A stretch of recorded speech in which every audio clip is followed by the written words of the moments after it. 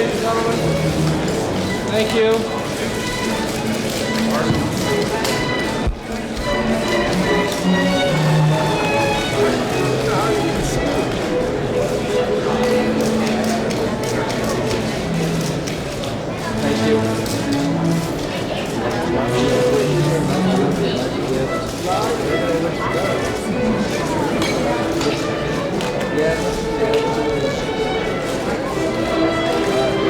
Go, please. Thank you. Your Majesty, Your Royal Highness, ladies and gentlemen, Your Majesty, I welcome you this evening on behalf of the American people, and in particular, on behalf of the people of my home state of California.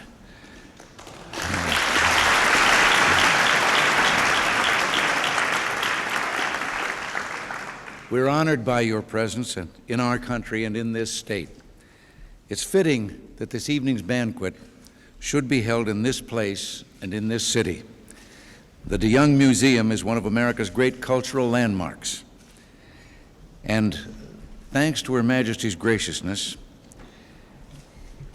we will soon have Leonardo da Vinci's horse drawings, some 50 of them, from the Royal Library of the Windsor Castle that will be touring the United States.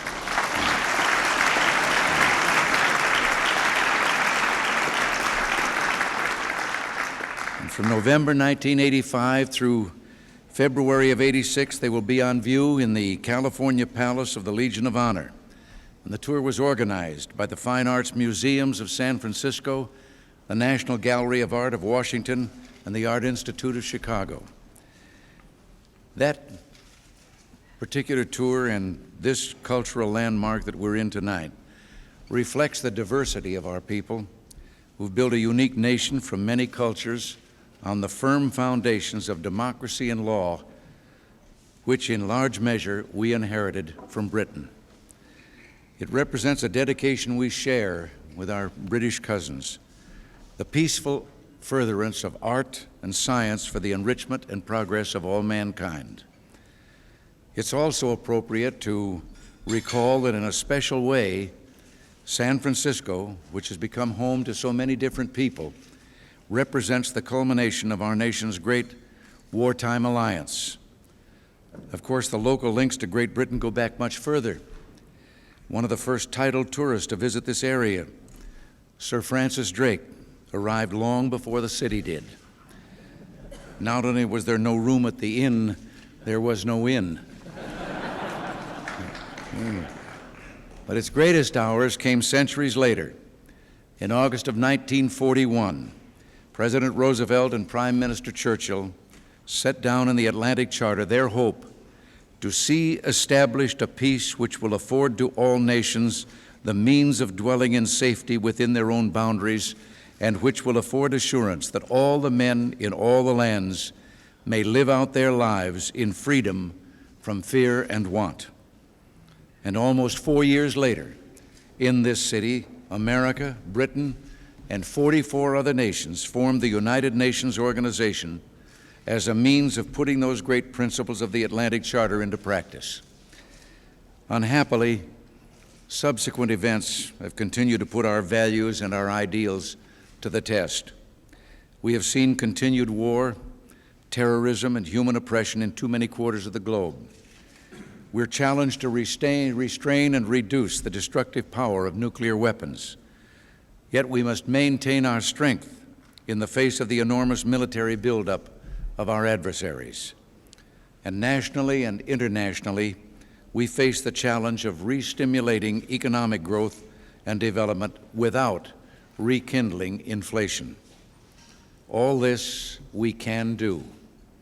We will find the strength to meet these dangers and face these challenges because it beats within the hearts of free societies and free men. We need to only look about us for inspiration.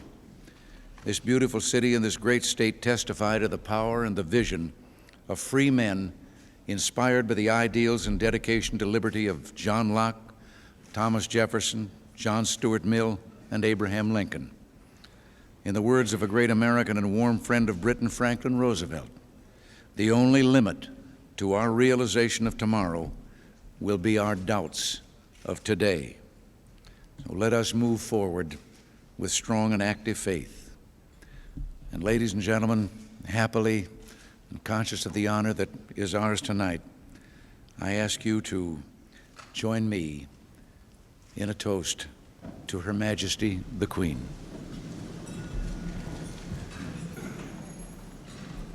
To the Queen.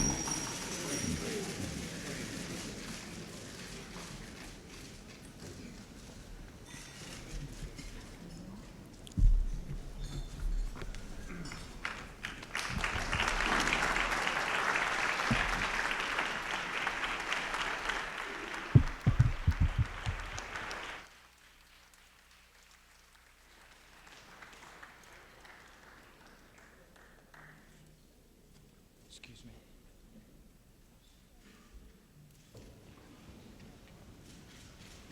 Mr. President,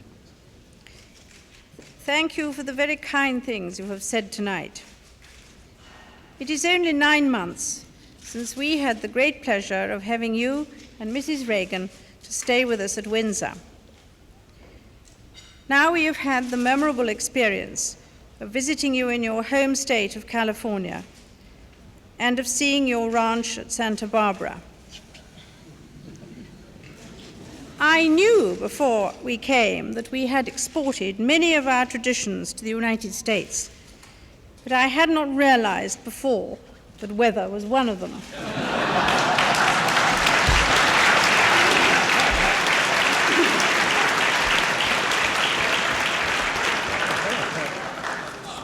But, Mr. President, if the climate has been cool, your welcome and that of the American people has been wonderfully warm. We are very grateful for your charming hospitality and for the generous reception we have had everywhere since our arrival in California last week.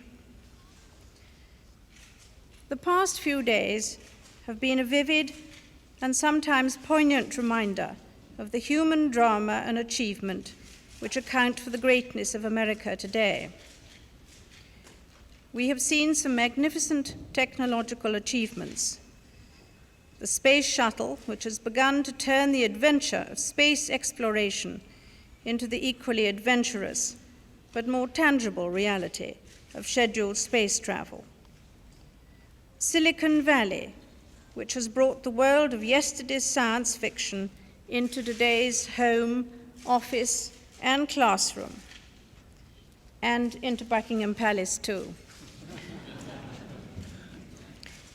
This image of the United States at the forefront of technical invention is one of which you are rightly proud, as we are proud of our continued inventiveness in an era of pressing competition.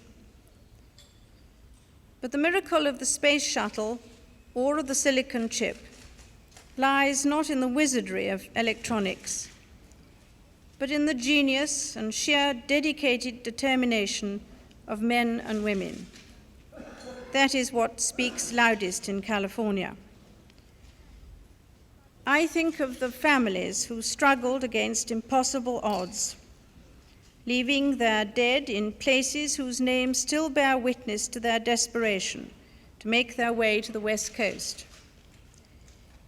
In today's prosperity, their fortitude is often overlooked, but it is their character and courage which have permeated each succeeding generation. I have seen that courage at work for myself this week, as many Californian families have coped valiantly with the hardship brought by the storms and tornado which have hit this state so hard. Prince Philip and I made a memorable visit to your country in 1976 to share with so many Americans in the celebration of your bicentenary. 1983 marks another bicentenary, the signing of the Treaty of Paris, formally bringing the War of Independence to an end. 2 years before that, British troops had marched to surrender at Yorktown to the tune of the world turned upside down. So it must have seemed to men at that time. But what would our world 200 years later be like if theirs had not been turned upside down?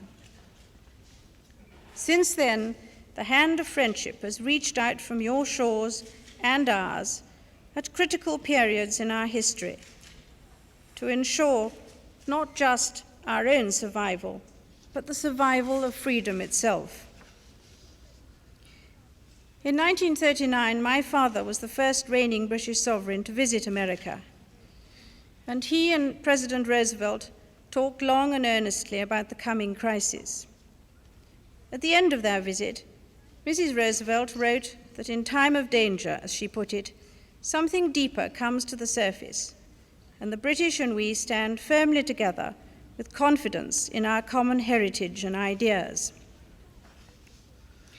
By far the most important idea which we share is our belief in freedom, as you made clear in your speech at Westminster last year. It is an idea whose power is such that some men will go to as great lengths to suppress it as others will to keep it alive, as our two countries have fought to keep it alive. We are deeply grateful for the unstinting contribution of the United States to the maintenance of the Western Alliance. For our part, no one who knows the British and their history could have any doubt about our steadfastness as an ally or our willingness to stand up in defense of the values which we all hold dear. I say that not to strike a solemn note, but to state a simple truth.